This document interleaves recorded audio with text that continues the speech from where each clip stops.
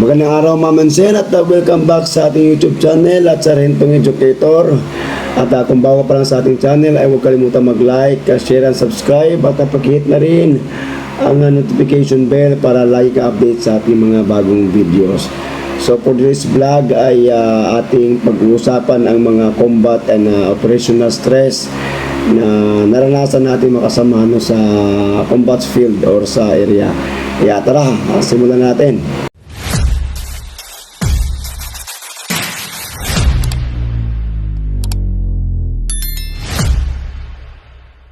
So, ano ba si stress? Sino ba si stress? Saan nanggagaling yung stress natin?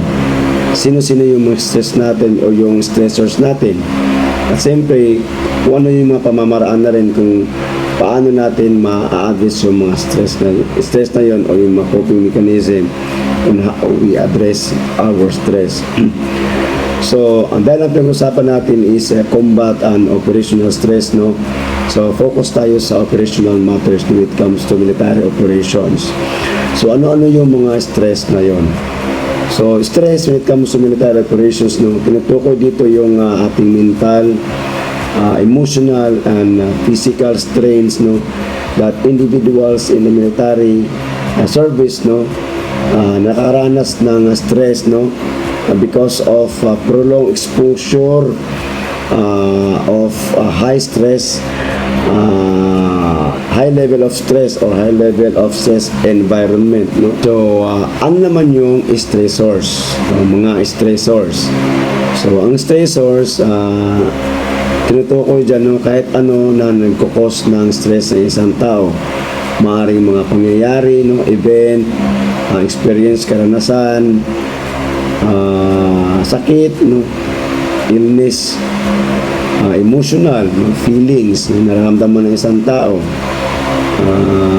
long distance relationship, no? Nagpo-cause din yan ng stress, physiological, no? When it comes to work, so overloaded, minsan takot na rin sa bossing, fear, ganun. So anything that cause stress, no? Yan yung mga tinatawag natin mga stressors. So minsan pala yung mga stress natin, no? Diyan din tayo natututo. Diyan din tayo nagde-develop, no? Na-develop tayo diyan, growth. Then yun na, natututo tayo diyan, no? Developing new skills. So pinapatatag kasi tayo ng ating mga karanasan, no? Kaya sa mga stress na yon tayo ay natututo, no? Natuto tayo gumawa ng paraan kung paano natin ma-address yung mga stress na yon sa ating sariling pamamaraan na hindi natin ginagamitan ng tapang, no? Ng dahas ating pinag-iisipan. So stress pala is sometimes necessary for our growth and development, developing new skills, at marami pang iba. So, pag-usapan natin yung stress in military demands. Like for example, halimbawa, yung ma-deploy ka sa malalayang lugar or magulong area. So, isa din yan sa nagpo-cause ng stress, no? Lalo na halimbawa, bagong report ka, bagong graduate ka, mapunta ka doon sa magulong area, graduate ka, mapunta ka dyan. So, stress yan, no? Parang ayaw mo na mag-report, no? Parang nagdadalawang isip ang mag-report, no? Dahil di mo alam kung ano mangyari nga doon. So, yan, nagkakos siya ng stress. So, pangalawa naman, yung sa trabaho, no? Workload. So, maraming trabaho with decreased staff. So, para ka na si Superman ngayon, no? Dami mong gagawin, no? Nagkandaog gaga ka na. Di mo na alam kung anong unahin mo, no? So, workloaded with decreased staff. Yun, no? Maraming trabaho o kunti lang yung tao. Hindi maiwasan yan, no? Nangyayari talaga yan ngayon, no? So, maraming ganyan. Sa pinanggalingan ko, no? So, yan. Work, environment issues, no? So, environmental concerns, like for example, mapunta ka doon sa malalayang lugar, no? Mainit, mainit, walang kuryente, walang wifi, walang TV, wala lahat, wala kang kaligayahan. Lalo kapag kamasahin ka sa isang isla.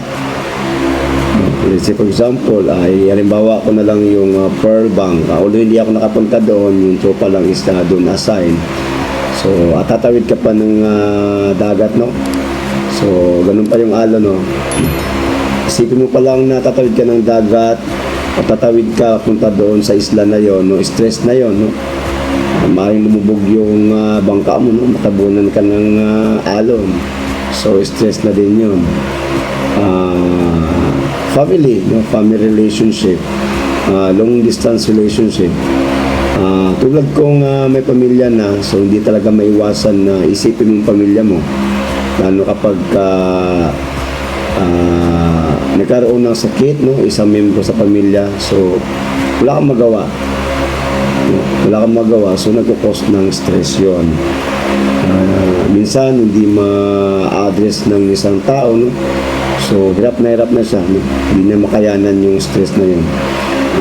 Kailangan niya ng tulong ng ibang kasamaan para ma-address na yung problema niya, no? So mahirap yun, labanan yung stress when it comes to family matter o family issues, no? Dagpa natin yung mga leader natin, no? Yung bossing natin. Iba-iba yung leadership style nila. May autocratic or may democratic, no? So, yung leadership na yan is meron niyang negative impact at saka positive impact sa bawat isa sa atin. Kung democratic naman, no? So masyado siyang maluwag yung pagiging leader niya. So, nagkakaroon ng pang-aabuso, no?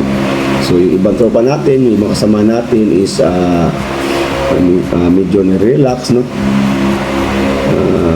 Minsan iasa na lang sa iyo lahat ng trabaho dahil nga yung bossing mo, sige ka na bahala dyan, masyadong maluwag, so parang may negative impact din naman.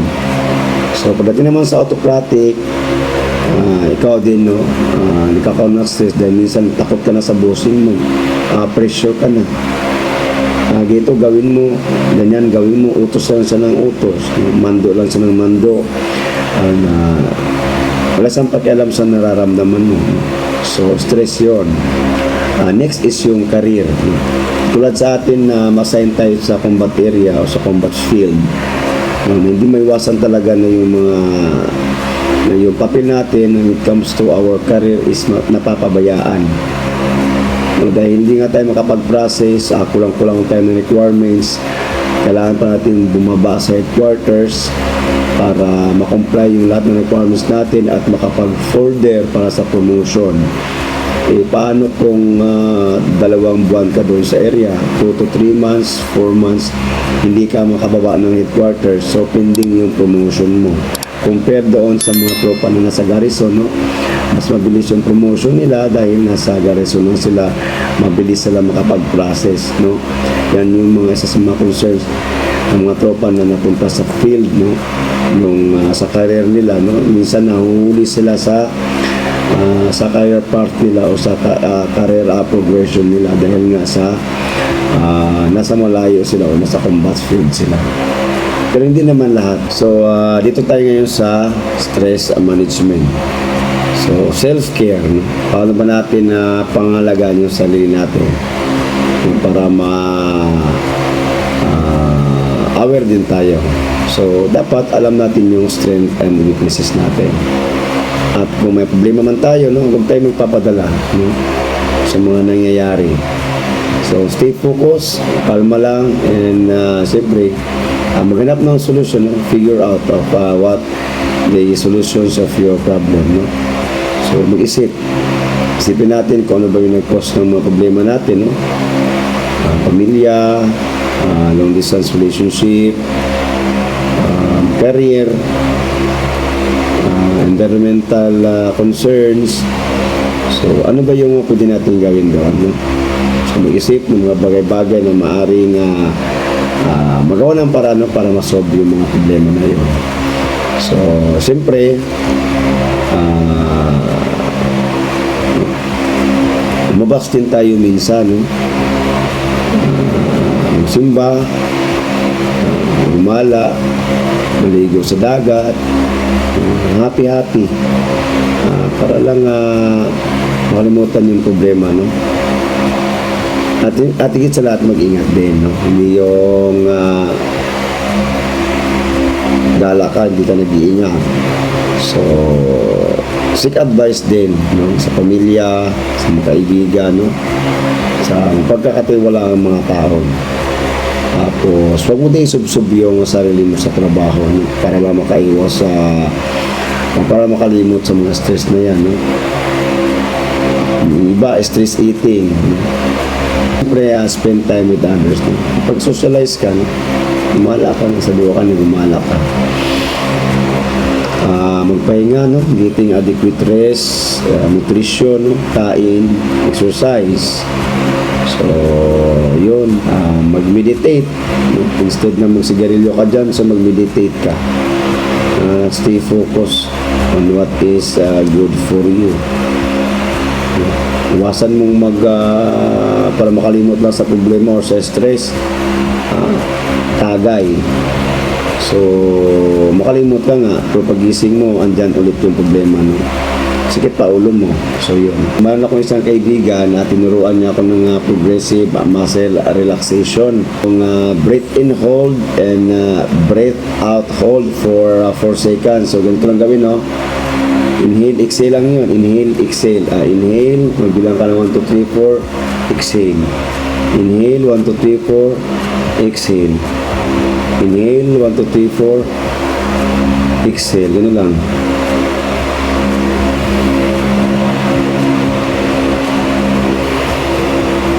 So, progressive muscle relaxation ang tawag doon. So, hanggang dito na lang at kung nagustuhan mo ang ating video, no, ay huwag kalimutang mag-like, share, and subscribe. At pakihit na rin ang notification bell para laging update sa ating mga bagong videos. So, hanggang dito na lang. God is good all the time. God bless and spread love. Bye-bye. Thank you for watching.